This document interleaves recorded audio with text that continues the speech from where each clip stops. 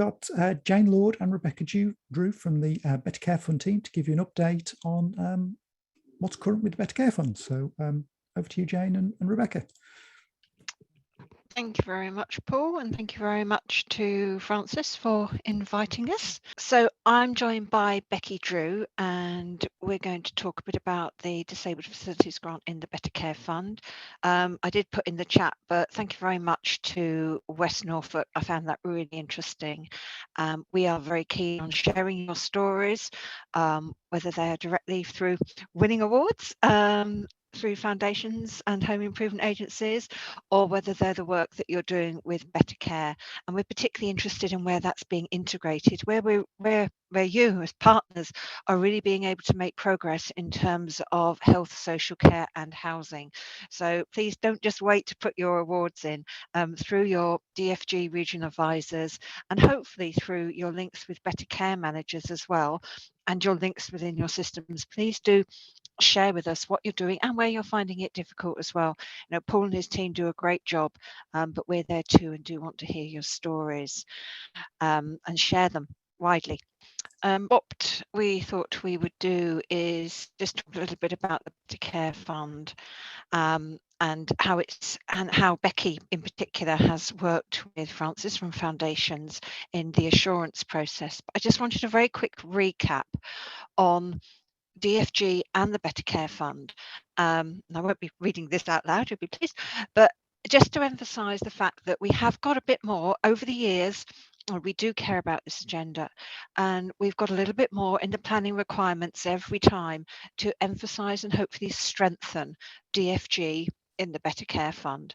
So talking about it in the ring fence, talking about the Section 31, and in terms of decision making, you know, whether that be county and districts or the unitary level. We have increased our number of words in the planning requirements around the DFG to try and strengthen its position, because we do recognise it as an important part and a part of that programme. So just to confirm where it is, so we are looking at a rollover for 22-23. There is a scope for a bit of tweaking, and just a reminder of where DFG sat in 21-22. So it is under National Condition 1 as the jointly agreed plan, and Planning Requirement 3, where it's asking about the strategic joining up of DFG spend. And I think we could always do with more confidence around that. That it is there, it is being spent, but is it really making those steps towards integration with health and social care? And we know that it's an important part of discharge, that it's been raised, or are home adaptations in place? What's happening? If not, why not? But I think we know it's very good in terms of prevention, but it's actually bringing those words together in a plan. So hopefully this year, if we get the planning requirements out as quickly as we're hoping to in the next couple of, well, hopefully by March, maybe next month, then hopefully we can strengthen and have a bit more of a conversation with you through your Better Care managers as to where DFG and housing issues are fitting. Just a reminder, it's part of the budget. It is a ring fence of Disabled Facilities Grant, but it is there along with the CCG contributions, improved contributions. It's around 9 million run through care. Okay, so your next slide in the Better Fund highlighted there. So, you see examples with these an integral part of Better Care Fund plans, and adds a lot of value at a local level. And I've mentioned already, it can play an important part in enabling discharge, but it can also significantly contribute toward people living better lives and safer lives well at home, which is part of the Better Care Fund too. So improving outcomes and experience and overall well-being in terms of that person-centred integration. And we're very keen to promote that joint working in terms of the Better Care Fund and everything we do around this. So just on these slides that hopefully will be shared with you afterwards, I've put some examples that we actually got from this round of Better Care Fund plans. Some of the Better Care Fund plans just say, yes, we are using DFG, thank you very much. But some of them give us a lot more information about what's going on.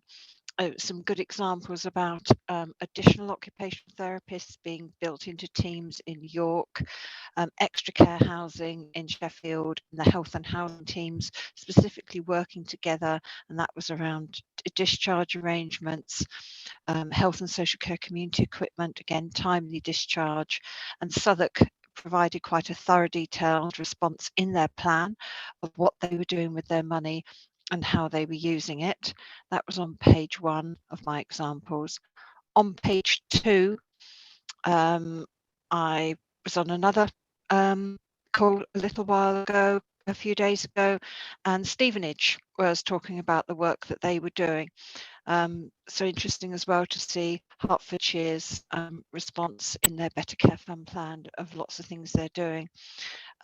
Independent home services and improving the contract tendering process, which is often raised with us as a concern. And warm home schemes in Coventry. So a huge range of areas that are being picked up in terms of DFG, and for us there is always scope for more. Now, I invited Becky along to this because one of the things which there is room for improvement on is in terms of the assurance of the plans. Now, we know we were very late this year in assuring the plans and putting out the planning requirements, but in a number of areas, we're really pleased that Foundation's DFG regional advisors were also involved in looking at those plans so they could see what your areas were putting forward, how the money was being spent, and where there was more detail, and also where there's a chance for follow-up to come back out to you and say, oh, this seemed like a good example, how's this working, how can we share this, but also where there's perhaps room for doing a bit more and offering a bit of challenge. So a few areas, particularly in the Northwest and London, and Becky in the Southwest, were involved DFG and Foundation's staff in the assurance of their plans. So I'd like to invite Becky to talk to you a bit about how she went about that and what the outcome was. So over to Becky. Fab, thank you. So I don't have any slides, just to give you a break and your eyes a break so you can look at your ceiling or out the window or at my face. So I'm Becky Drew, I'm the Better Care Manager for the Southwest. One part of our job is to lead and coordinate the Better Care Fund assurance process within our regions. And as part of this, we look at the Disabled Facilities Grant. We have a broad church of people involved in regional assurance of the Better Care Fund plans, but in relation to the Disabled Facilities Grant aspect, we had in the Southwest, myself as Better Care Manager, Association of Directors of Adult Social Care for the Southwest, so a rep from that group, the Local Government Association, NHS E&I Finance, and also assurance this year was strengthened by including a colleague from Foundations as well, joining the assurance panel and also providing a lot of insight and expertise and just experience in terms of what they understood around where systems were going in terms of DFG and any challenges at Health and Wellbeing Board level, which is our planning footprint for the Better Care Fund. So in terms of how we undertook assurance, we had our finance colleagues do a kind of double check that everything was being spent as it should in terms of minimum spend. And then we had Foundations, but myself as a Better Care Manager and Local Government Association and ADAS as well, looking at the kind of spend on the areas so we could make sure that each Health and Wellbeing Board area, in particular the local authorities, were meeting the grant conditions. Which is sometimes difficult when you're using an Excel spreadsheet and a narrative plan, and I'll come on to that in a second. But as assurers, we have a key line of inquiry, and it looks at the DFG within each Health and Wellbeing Board area. And Jane put it up on the screen earlier, so it's really around the kind of, is there confirmation that use of the DFG has been agreed with housing authorities? And does the narrative set out a strategic approach to using housing support, including use of DFG funding that supports independence at home, and then some additional wording around two-tier areas as well. So where that's relevant, we look at that as well and get some expertise and insight, particularly from Foundations. So I think part of the issues we found this year was in terms of use of a narrative plan, which has a word limit or a page limit and Excel template, and using that kind of fairly open-ended Chloe, we found that actually some of the responses were quite limited, and we've probably designed the process in such a way that kind of self-limits some of the kind of great work that's going on. And some of our DFG advisors in other regions as well have commented that it can be frustrating that sometimes there's a mismatch of their experience of what's happening on the ground versus what appeared in the plans for this year, as we assured them back in December 21. So what we found in terms of the Southwest, and I think this is mirrored across all regions, is that the strongest plans that we saw were where the plans put the DFG developments and targets into a wider strategic framework in relation to both overall housing and also supported housing strategies, but also brought in the kind of tech-enabled care sphere as well. And there was some really interesting innovation and practice to share from our plans.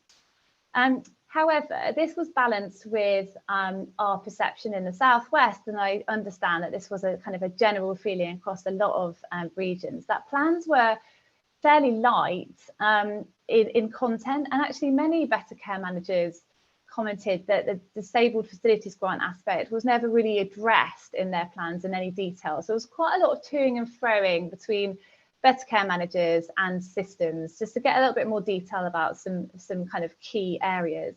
We've seen some massive variation across the plans that we assured, and I think this is partly due to the Chloe being quite open-ended, and so we're thinking about how we can kind of either close that down or be a bit more specific for future years, and I'll come on to that in a second. The other thing we kind of picked up was that actually we have in each Health and Wellbeing Board area, we have a number of people involved in Better Care Fund plans and the assurance and filling in the spreadsheets and doing the narrative plans, but actually how involved with the DFG leads and the other colleagues involved in housing. So we may have a sort of a differential approach across each of our areas in terms of the author of the plan and actually the deeper engagement and articulation of some of the issues within housing and how that relates to the Better Care Fund as well. And we also had quite a lot of describing in the plans of what the Disabled Facilities Grant is there to do, but actually no deeper articulation around, and how is it supporting prevention or how is it supporting discharge. So sort of going to that sort of additional depth. So in terms of sort of three main takeaway points as an assurer and as a better care manager as well, I think we kind of had a quick discussion this morning amongst the group of better care managers and some foundation colleagues as well. And we spoke about linking up coordinators and authors of plans at Health and Wellbeing Board levels with relevant leads and making sure that we're bringing in each footprint the right people together to be able to kind of make sure that those Better Care Fund plans are really kind of going to that next level and articulating the great work that's happening and challenges as well. The second point we agreed on really was around providing a little bit more explicit guidance ahead of the next round of planning, and within that potentially running some joint webinars or regional meetings on how best to incorporate the DFG and BCF plans. We're thinking about making a bigger space for DFG and BCF support as well, and kind of recognising that complexity of the relationship as well, and the cast of people involved in this area. And then the final point we were discussing this morning was really around kind of additional sharing of good responses that we've seen during the most recent assurance round. What areas really flourished, what areas were really able to articulate particularly well what the DFG was being used for, making those wider links and kind of demonstrating the opportunities they'd seen around the DFG and being able to share those within region and also nationally as well. So that's sort of a bit of an action list for us as better care managers and regional assurers. So that's all from me, and thank you for the brilliant work you're all doing. So back to you, Paul, I think. Thanks, Becky. Thanks, Jane.